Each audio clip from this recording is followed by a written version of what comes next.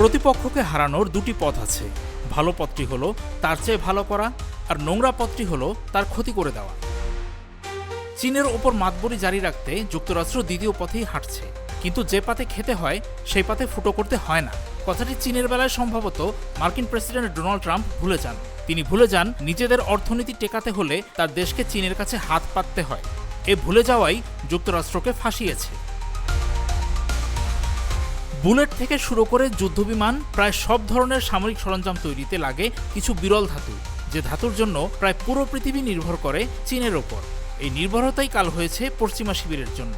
মার্কিন যুক্তরাষ্ট্রের নেতৃত্বে তারা যখন চীন, রাশিয়া, ইরানের সঙ্গে শত্রুতা করতে যায়, তখন বোধহয় তারা ভুলে যায় যে বিশ্বের বিরল খনিজগুলোর প্রায় 90% সরবরাহ করে চীন। কিন্তু পশ্চিমা শত্রুতার মোক্ষম জবাব দিয়েছে চীন। দেশটি ওইসব গুরুত্বপূর্ণ খনিজ রপ্তানিতে বিধিনিষেধ দেওয়ায় আটকে গেছে পশ্চিমাদের অস্ত্র তৈরি। আর এতেই পরিস্থিতি লেজগবরে করে ফেলেছিলেন মার্কিন প্রেসিডেন্ট ডোনাল্ড ট্রাম্প। যখন যুক্তরাষ্ট্র আর চীনের মধ্যে তিনি বাণিজ্য উত্তেজনা বাড়িয়েছেন, তখন থেকেই চীন বিরল ধাতু রপ্তানির ওপর বিধিনিষেধ বাড়িয়েছে। ওয়াল স্ট্রিট জার্নাল থেকে এই তথ্য জানা গেছে। পশ্চিমারা কেমন বিপদে পড়েছে তার একটি ছোট্ট উদাহরণ দেই। মার্কিন সামরিক বাহিনীকে ড্রোনের যন্ত্রাংশ সরবরাহকারী একটি প্রতিষ্ঠানকে 2 মাস ধরে চুম্বকের বিকল্প উৎস খুঁজতে হয়েছে। উপাদানটি চীনেই পাওয়া যায়, কিন্তু পশ্চিমাদের দাঁত ভাঙা জবাব দিতে চীন এমন অনেক উপাদানের রপ্তানি কমিয়েছে, সেগুলো কোনো রকমে মিললেও দামে লেগেছে আগুন। সামরিক খাতের জন্য কিছু গুরুত্বপূর্ণ উপকরণের বর্তমান দাম আগের তুলনায় 5 গুণ বা তারও বেশি। একটি প্রতিষ্ঠান জানিয়েছে, জেট ফাইটার ইঞ্জিনে ব্যবহারের জন্য উচ্চ তাপ প্রতিরোধী চুম্বকের জন্য প্রয়োজনীয় উপাদান সামারিয়ামের দাম স্বাভাবিকের চেয়ে এখন 60 গুণ বেশি। এভাবেই বেড়েছে মার্কিন সামরিক ব্যয়, এবং যুক্তরাষ্ট্র বুঝতে পারছে চীনকে তাদের কতটা দরকার। গত ডিসেম্বর থেকে যুক্তরাষ্ট্রে জার্মেনিয়াম, গ্যালিয়াম এবং অ্যান্টিমনি বিক্রিতে নিষেধাজ্ঞা দিয়েছে চীন।